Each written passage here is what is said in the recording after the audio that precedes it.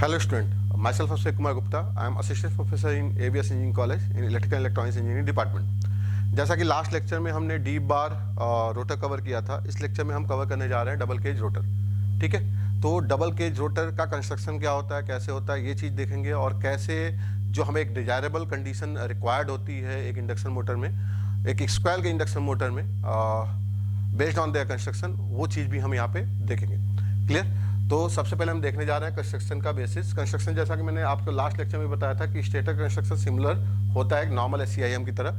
Rotor construction में यहाँ पे चेंज आता है. ऑब्वियस सी बात है, यहाँ पे क्या है, नाम से ही आपको लग रहा होगा डबल केज. डबल केज का मतलब क्या हो गया, यहाँ पे हम दो केज यूज करेंगे. एक आपका इनर पेरीफेरी पे होगा और दूसरा उसके आउटर पेरीफेरी पे होगा. यानी nearest to the rotor core आपका आउटर केज होना है. क्लियर. उसके बाद आपका इनर केज आना है, यानी दो केज होंगे पैरेलली. क्लियर. डीप बार में क्या था, आपका एक ही बार था, उसमें हमने पैरेलल स्ट्रिप को बाइफरकेट किया था और दो एंडिंग से शॉर्ट सर्किटेड किया था. यहाँ पे क्या होगा, दो केज ही होंगे. क्लियर. तो जो आपका टॉप मोस्ट केज है, इसको हम बोलने जा रहे हैं टॉप और आउटर केज, एंड बॉटम और इनर केज. क्लियर. अब फिर से वही लॉजिक है, जो आपका रोटर कोर का परमिबिलिटी क्या होता है, हाई परमिबिलिटी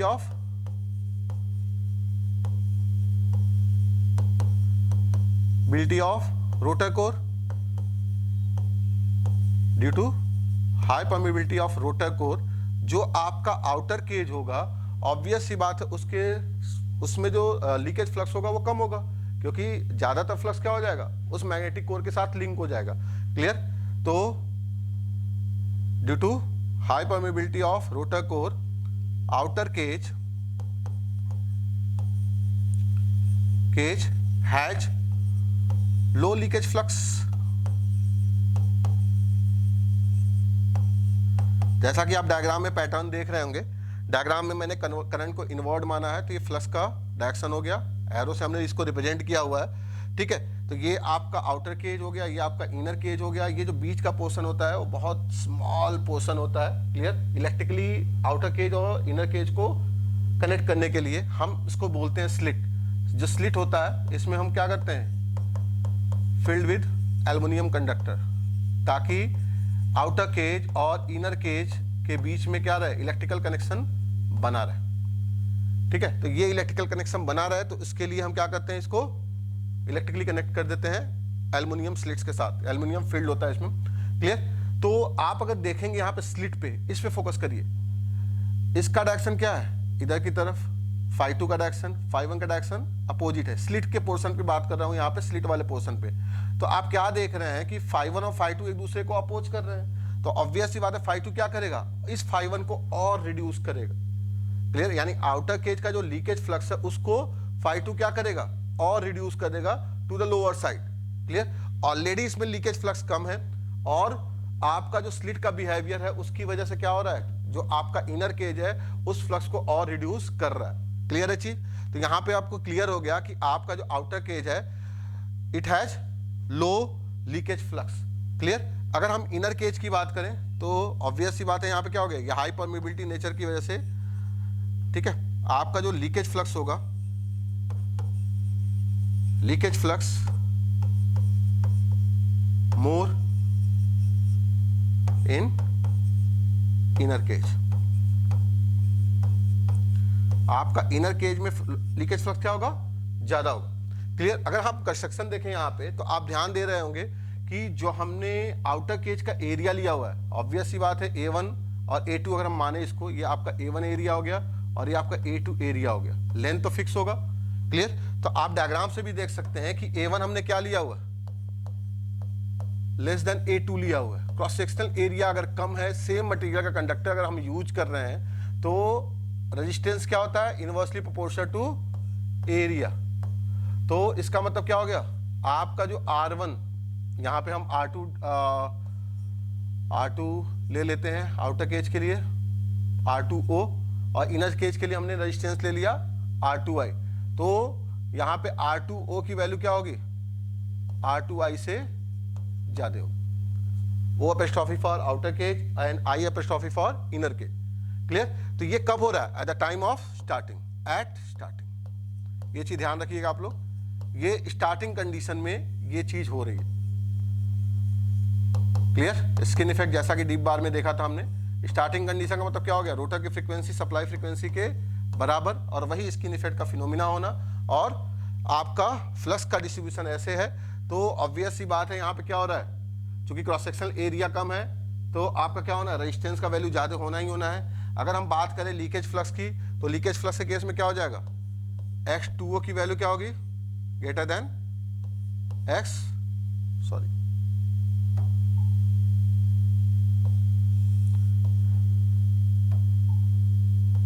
X2O की वैल्यू क्या होगी आपकी, less than X2I। Outer cage का जो रिएक्टेंस है, ऑब्वियस सी बात है यहाँ पे लेस लीकेज फ्लक्स है तो उसका रिएक्टेंस क्या होगा, इनर केज के रेस्पेक्ट में कम होगा। तो eight the time of starting आप क्या क्या कंडीशन देख रहे हैं, आप देख रहे हैं R2O की वैल्यू क्या है, ग्रेटर देन R2I, और आपका क्या है, X2O की value less than XTI।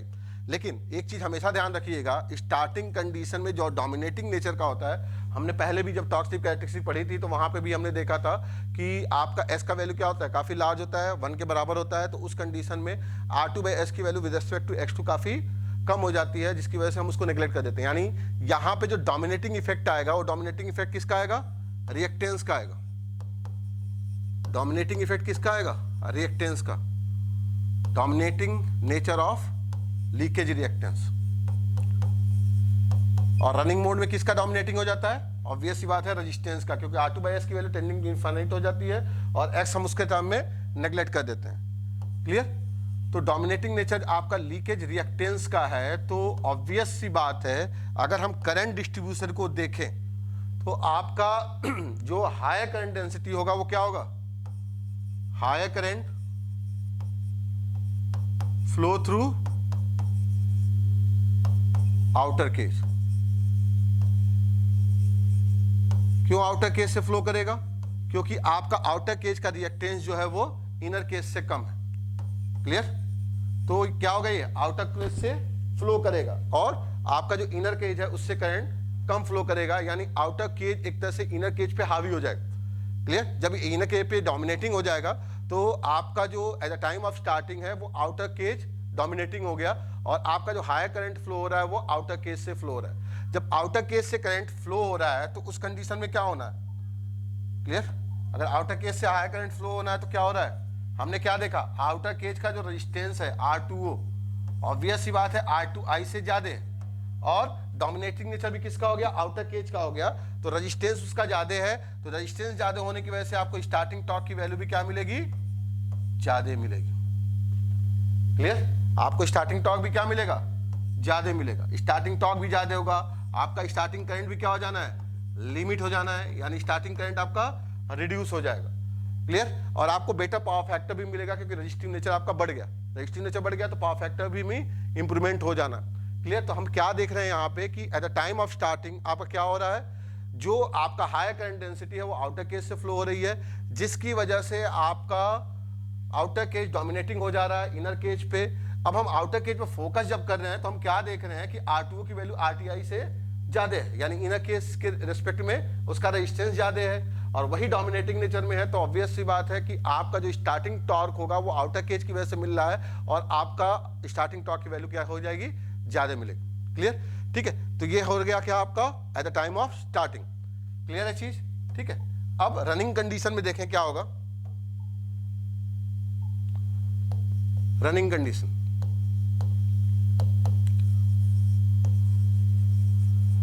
Running condition का मतलब क्या हो गया, लो ऑपरेटिंग स्लिप का होना है, यानी स्लिप की वैल्यू काफी कम हो जाएगी। स्लिप अगर लोअर साइड पे चला जाएगा तो उस कंडीशन में क्या होना है, आपका FR भी क्या हो गया, रिड्यूस हो गया। जब रोटर की फ्रीक्वेंसी डाउन होगी, स्लिप आपका डाउन हो रहा है, तो ऑब्वियस सी बात है उससे करेस्पॉन्डिंग रिएक्टेंस भी आपका कम होता जाएगा। क्लियर। रिएक्टेंस क्या होता है, X equal to omega L, omega equal to क्या होता है 2πf, तो ऑब्वियस सी बात है रिएक्टेंस की वैल्यू भी कम होती जाएगी। जब रिएक्टेंस आपका धीरे धीरे धीरे धीरे कम होता जाएगा और स्लिप की वैल्यू काफी कम हो गई, तो अगर हम बात करें यहाँ पे रिएक्टेंस की, चाहे वो इनर केज का हो चाहे वो आउटर केज का हो, तो उस केस में क्या हो जाएगा, रिएक्टेंस की वैल्यू काफी कम हो जाएगी। तो हम रिएक्टेंस को क्या कर सकते हैं, नाउ रिएक्टेंस, लीकेज रिएक्टेंस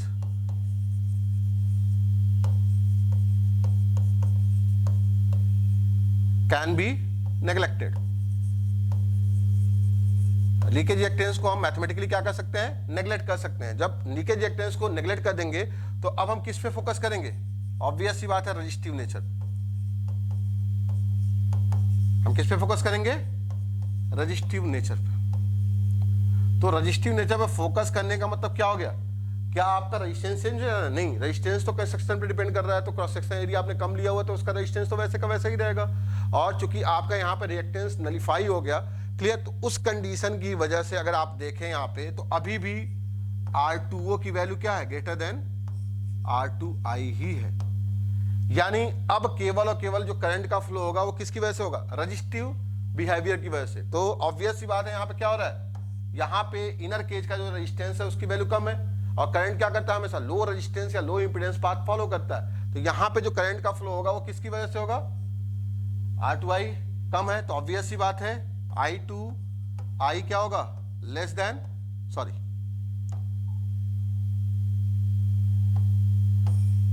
यहां पे अगर हम बात करें तो ऑब्वियस सी बात है यहां पे क्या हो जाना है, I2I is greater than I2। यानी इनर केज का जो करंट है, चूंकि रजिस्टिव नेचर कम है, रेजिस्टेंस की वैल्यू काफी कम है, तो उस वजह से आपका इनर केज में जो करंट होगा वो ज्यादा मिलेगा। ये नियरली मान लो ये 5 to 6 टाइम होता है, 5 to 6 times of outer cage आपको करंट यहाँ पे मिलता है। यानी अब नेचर डोमिनेटिंग कहां पे हो गया, अब इनर केज डोमिनेटिंग हो गया। इसके पहले हमने क्या देखा था, आउटर केज डोमिनेटिंग हो रहा था, क्योंकि आउटर केज में करंट डेंसिटी ज्यादा हो रही थी, और यहां पे क्या हो रहा है, high current flow through inner cage.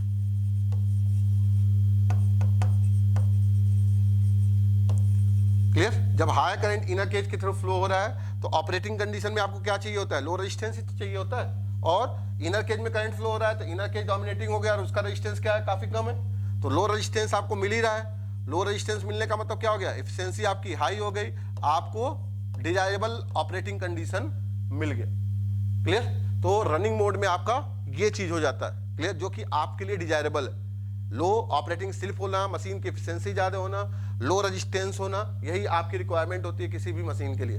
तो हमने क्या देखा यहाँ पे, रनिंग कंडीशन का बिहेवियर भी देख लिया हमने, और स्टार्टिंग कंडीशन का भी बिहेवियर हमने देख लिया। अब हम बात करते हैं टॉर्क स्लिप कैरेक्टरिस्टिक्स की। टॉर्क स्लिप कैरेक्टरिस्टिक्स,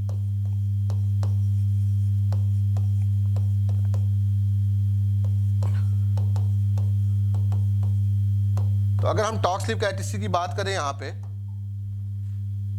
तो ऑब्वियस ही बात है यहाँ पे दो केजेज हैं, इनर केज और आउटर केज, दोनों के कैरेक्टरिस्टिक क्या होंगे, डिफरेंट होंगे, क्योंकि दोनों की रेजिस्टिव वैल्यू अलग अलग। अगर हम इनर केज की बात करें तो ऑब्वियस ही बात है इनर केज का रेजिस्टेंस क्या है, काफी लो है, तो इनर केज की कैरेक्टरिस्टिक कुछ ऐसी आनी है। यहाँ पर क्या हो जाएगा, इनर केज की कैरेक्टरिस्टिक यानी ये आपका टाउ ई और ये आपका स्लिप।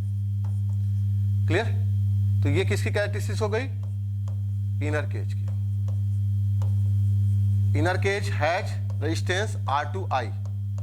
क्लियर, अगर हम आउटर केज की बात करें तो ऑब्वियस सी बात है आउटर केज की कैरेक्टरिस्टिक क्या हो जानी है, यहाँ पे आपका आउटर केज का रेजिस्टेंस ज्यादा है तो कैरेक्टरिस्टिक क्या हो जाएगा, स्टार्टिंग टॉर्क की वैल्यू थोड़ी सी ज्यादा मिल जाएगी, और मैक्सिमम टॉर्क तो वही का वही रहेगा, और आपको कैरेक्टरिस्टिक्स ये मिल जानी। और ये किसके लिए है, आउटर केज के लिए। क्लियर, तो हमने यहां पे क्या देखा कि इनर केज और आउटर केज की कैरेक्टरिस्टिक्स आपकी ये हो जाती है। क्लियर, और हमें जो मिलता है वो क्या मिलता है आपको, इन दोनों का रिजल्टेंट। क्या मिलता है हमें, इन दोनों का रिजल्टेंट। तो ऑब्वियस सी बात है इन दोनों का रिजल्टेंट हमें मिलना है टोटल टॉर्क की। अगर मैं बात करूं तो क्या होगा, यहाँ पे आपको स्टार्टिंग टॉर्क थोड़ी सी और हाई मिलेगी। क्लियर, कुछ ऐसी कैरेक्टरिस्टिक मिल जाएगी। ये किसके लिए हो गया, डबल केज के लिए।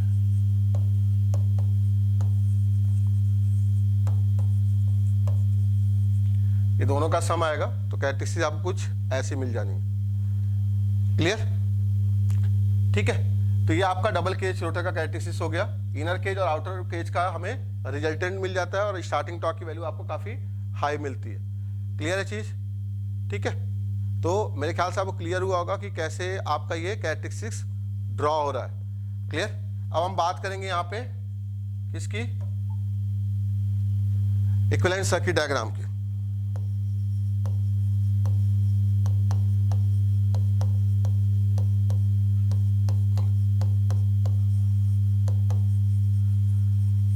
ऑब्वियस सी बात है, यहाँ पे क्या हो रहा है, आउटर केज और इनर केज, दो केजेज हैं, तो दोनों के रजिस्टिव वैल्यू, रिएक्टेंस वैल्यू अलग अलग होंगे, क्योंकि हमने क्या देखा यहाँ पे, स्टैंड स्टिल कंडीशन में आपका जो लीकेज रिएक्टेंस है यानी लीकेज फ्लक्स है वो बॉटम लेयर यानी इनर लेयर से ज्यादा लिंक है, तो वहां पे X2I की वैल्यू क्या मिल रही थी, आपको ज्यादा मिल रही थी विद रिस्पेक्ट टू X2। तो हमने क्या क्या देखा, स्टैंड स्टिल कंडीशन की अगर हम बात करें यहाँ पे, तो स्टैंड स्टिल कंडीशन में R2O की तो कोई मतलब ही नहीं है, स्टैंड स्टिल हो या फिर आपका नॉर्मल कंडीशन हो, लेकिन स्टैंड स्टिल रिएक्टेंस की अगर हम बात करें तो X2O क्या हो रहा था, लेस देन X2I मिल रहा था। ये क्या है, स्टैंड स्टिल कंडीशन के लिए।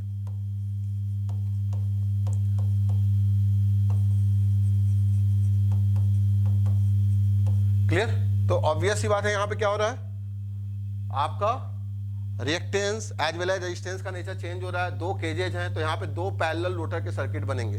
यानी हम अगर इक्विवेलेंट सर्किट ड्रॉ करें इसका, तो इक्विवेलेंट सर्किट क्या ड्रॉ होगा, स्टेटर तो सिमिलर होता है, तो स्टेटर तो हम पहले बना लें, ये हमारा का स्टेटर हो गया, फिर स्टेटर का कोर हो गया। क्लियर?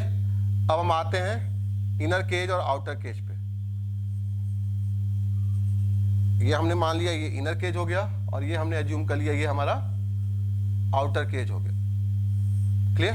रेजिस्टेंस ये क्या होंगे, वेरिएबल R1, JX1, JXM।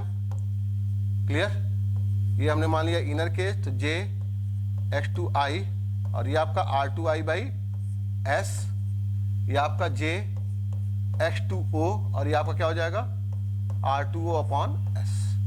तो ये इनर केज और आउटर केज के दो पैरेलल आपको सर्किट मिलेंगे।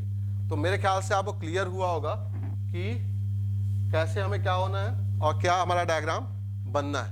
क्लियर? ठीक है। यहाँ पे थोड़ा सा गड़बड़ लग रहा है हमें, टॉर्क स्लिप कैरेक्टरिस्टिक्स थोड़ा सा गड़बड़ है, क्योंकि मैक्सिमम टॉर्क भी आपका चेंज होना है, मैक्सिमम टॉर्क की वैल्यू भी क्या होनी है, चेंज होनी है, क्योंकि रिएक्टेंस आपका डिफरेंट है। तो टॉर्क स्लिप कैरेक्टरिस्टिक्स ऐसे नहीं बनेगा। क्लियर? टॉर्क स्लिप कैरेक्टरिस्टिक्स हम फिर से ड्रॉ करते हैं।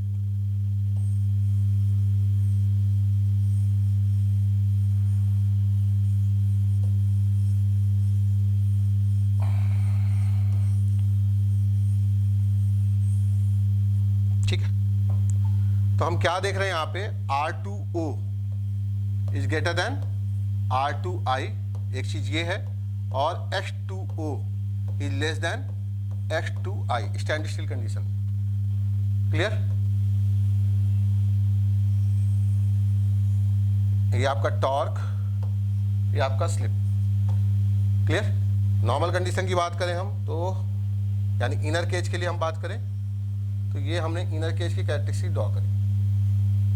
क्लियर? ये किसके लिए ड्रॉ करी, R2I के लिए, और ये आपका क्या है, इनर केज। अगर हम आउटर केज की बात करें तो उस कंडीशन में जो आपको कैरेक्टरिस्टिक्स मिलेगी, मैक्सिमम टॉर्क, देखो यहाँ पे ध्यान दो, X2 की वैल्यू क्या है, X2I से कम है, तो ऑब्वियस सी बात है मैक्सिमम टॉर्क इस केस में क्या मिलना है, और ज्यादा ही मिलना है। क्लियर? तो मैक्सिमम टॉर्क आपका हो सकता है कि ब्रेकिंग मोड में मिल रहा हो, ये भी पॉसिबल है। ठीक है, तो इस कंडीशन में जो आपको कैरेक्टरिस्टिक्स मिलेगी, अगर हम बात करें यहाँ पे, तो आपको कुछ कैरेक्टरिस्टिक्स ऐसे मिलेगी। ये किसके लिए हो गया, फॉर आउटर केज। क्लियर? यहाँ पे R2O की वैल्यू क्या है, ग्रेटर देन R2I है, लेकिन ये भी ध्यान रखना है कि X2O की वैल्यू लेस देन X2I है। तो रिएक्टेंस अगर कम होगा तो मैक्सिमम टॉर्क की वैल्यू क्या होती है, आपकी इंक्रीज ही करती है। तो हमें क्या मिलना है, हमें मिलना है इन दोनों का रिजल्टेंट। हमें क्या मिलना है, इन दोनों का रिजल्टेंट। आपको क्या मिलेगा, डबल केज रोटर के लिए कैरेक्टरिस्टिक मिलेगा, तो इन दोनों का सिंपली हमें सम कर देना है, तो कैरेक्टरिस्टिक कुछ ऐसे बनेगी। बस ये ध्यान रखना है कि आपका सिंक्रोनस स्पीड वही मिलेगा जहां पे मिल रहा था, S = 0 एंड S = 1। क्लियर? तो वो थोड़ा सा गड़बड़ हो गया था। ठीक है, तो यहाँ पे चूंकि X2O का नेचर भी चेंज हो रहा है, R2O का नेचर भी चेंज हो रहा है, तो उस हिसाब से कैरेक्टरिस्टिक भी चेंज होगी। तो ये इनर केज और आउटर केज की कैरेक्टरिस्टिक्स हो गई, और ये क्या हो गया आपका, डबल केज रोटर की कैरेक्टरिस्टिक्स। क्लियर? तो मेरे ख्याल से आपको क्लियर हुआ होगा कि डबल केज रोटर क्या है और इसकी कैरेक्टरिस्टिक क्या होती है, कैसे इसका इक्विवेलेंट सर्किट हम ड्रॉ करते हैं। इससे रिलेटेड हम न्यूमेरिकल भी करेंगे। ठीक है, थैंक यू वेरी मच।